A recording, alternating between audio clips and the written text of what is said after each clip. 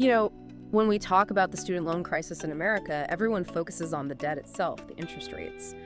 But the single biggest hidden cost, it isn't really the interest, it's the bureaucracy. It's that soul-crushing time and effort you spend just trying to prove you qualify for a relief you've already earned. That's exactly right.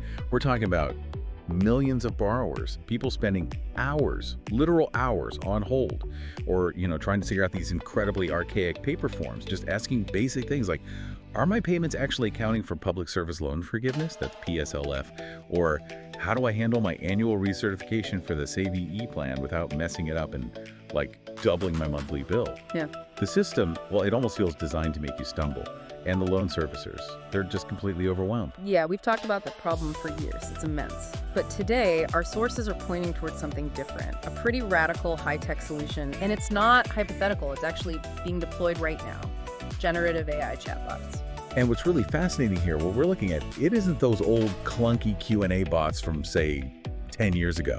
Wow. The ones that could barely answer, what is PSLF? No. We're analyzing AI models that can really understand and synthesize complex legal and policy language.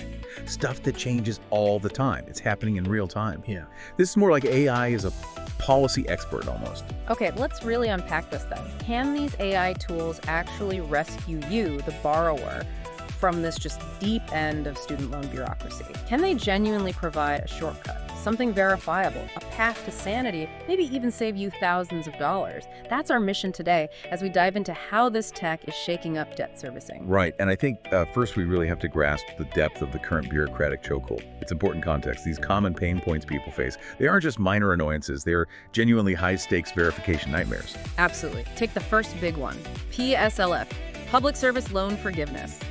Let's say you've done everything right. You've worked for 10 years, maybe at a qualifying nonprofit. That's 120 payments.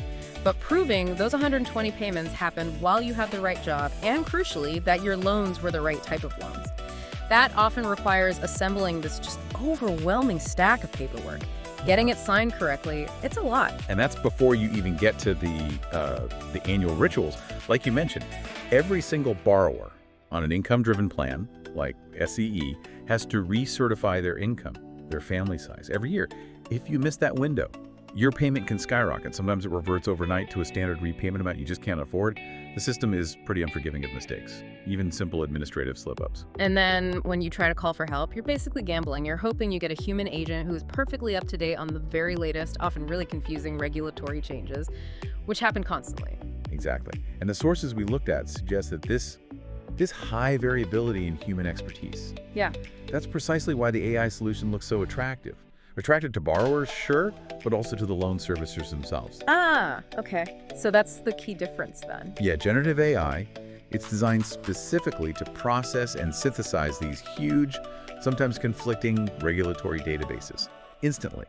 It offers a level of real-time, sophisticated guidance that, frankly, traditional customer service struggles to match consistently. The ultimate goal here is clear.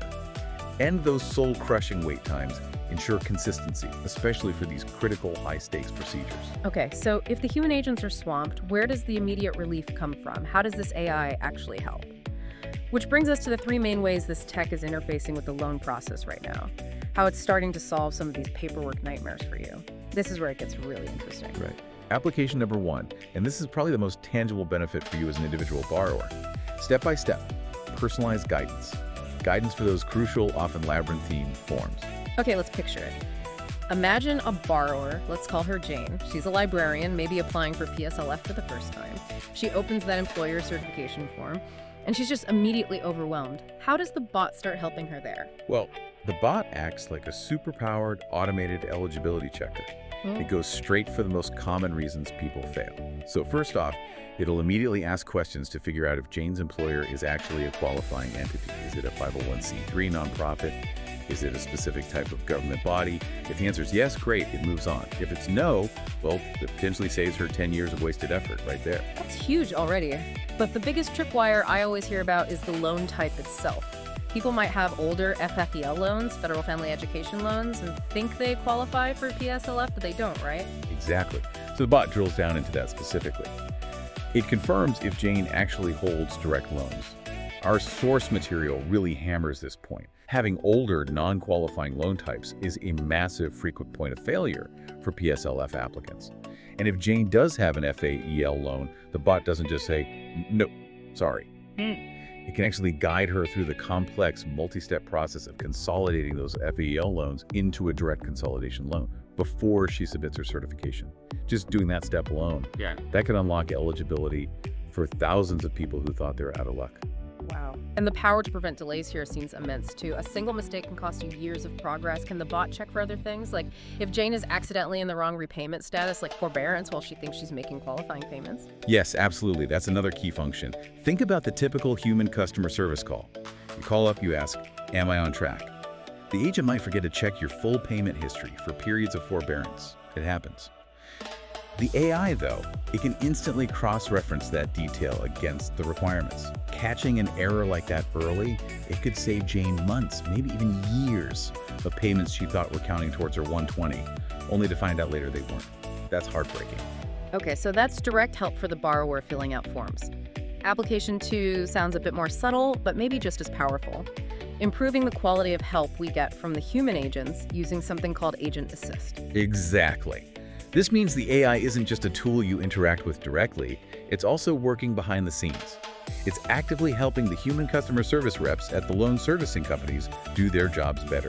So if that human interaction point has historically been, let's say, a weak link, where an agent might give outdated or just plain wrong advice, how exactly does the AI stop that from happening?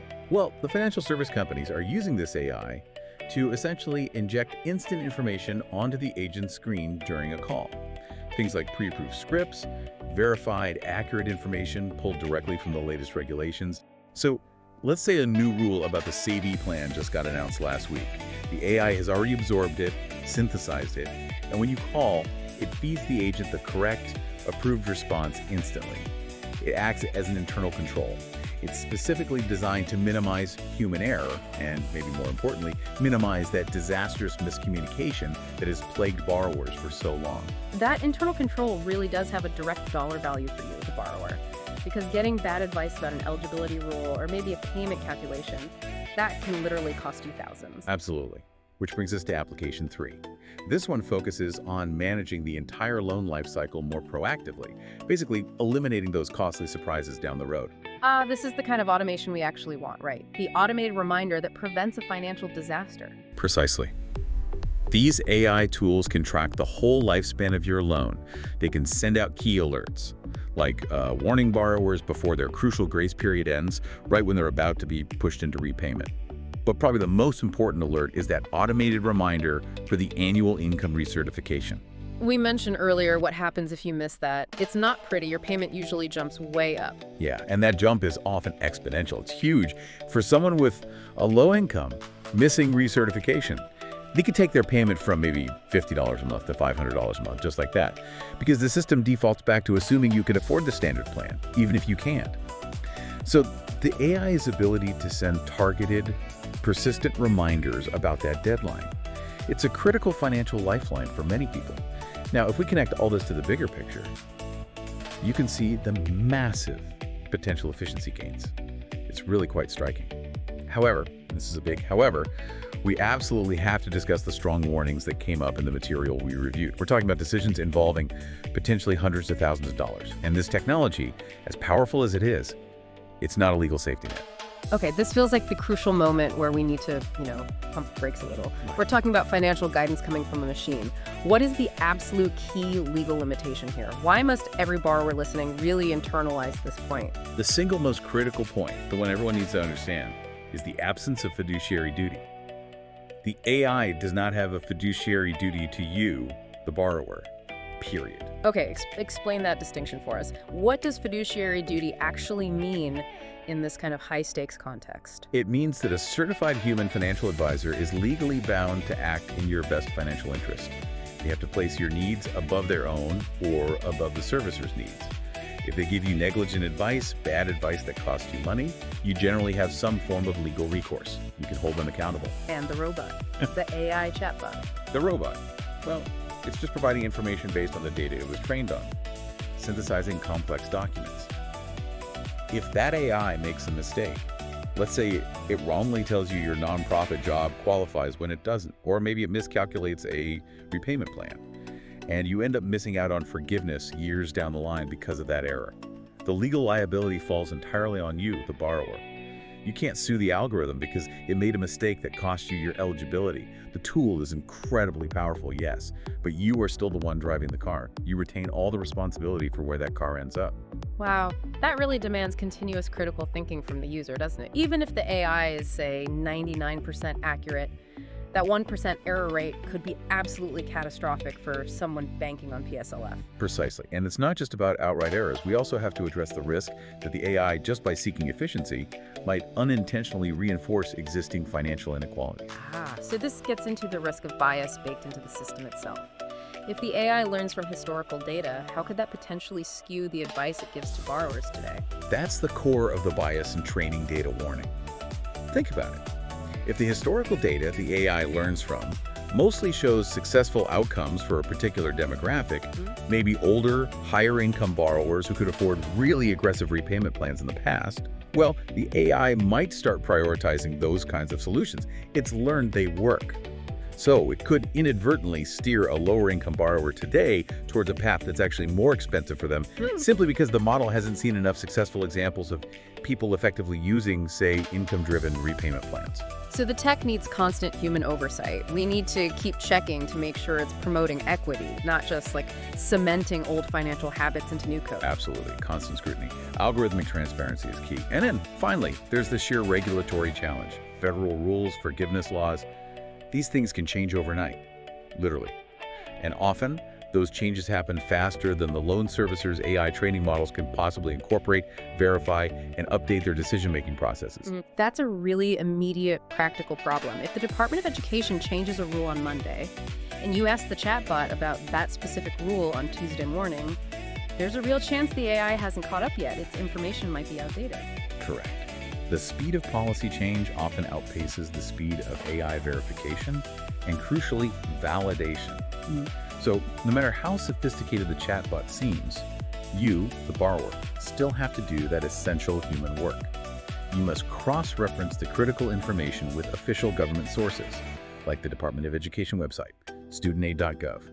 You have to treat the AI like a highly intelligent research assistant, maybe the best one you ever had. But it's not the final decision maker. You are. Okay, so wrapping this up, what does this all mean for you, the borrower, listening right now? We've seen that these AI-powered chatbots look like they could be an ideal partner for tackling that bureaucratic chokehold. They seem to grasp the nuances of PSLF eligibility, the complexities of applying for a savvy. Right.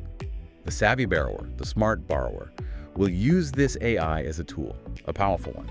Use it for gathering information, for analyzing complex rules, for handling time-consuming paperwork accurately. It can definitely help end the frustration of waiting on hold, minimize errors on those tricky forms. That's real value. But, and it's a crucial but, because there's no fiduciary duty and because of that regulatory lag we talked about, you must retain the human element for the final checks, the final decisions, and any legal scrutiny. You have to be your own ultimate safety net. It really does sound like the era of spending, 3 hours on hold just praying you get someone knowledgeable on the other end. That might finally be ending. Yes, while the integration of AI is undeniably a massive, potentially transformative step towards easing that bureaucratic stress in the loan servicing world, and yet the days of soul-crushing administrative work are certainly numbered. The age of complete, uncritical trust in the machine, that hasn't arrived yet, not by a long shot. That's maybe something for you to mull over as you navigate your next payment, your next form. The tools are getting incredibly powerful, but the ultimate responsibility and ultimately the reward of getting it right is entirely yours.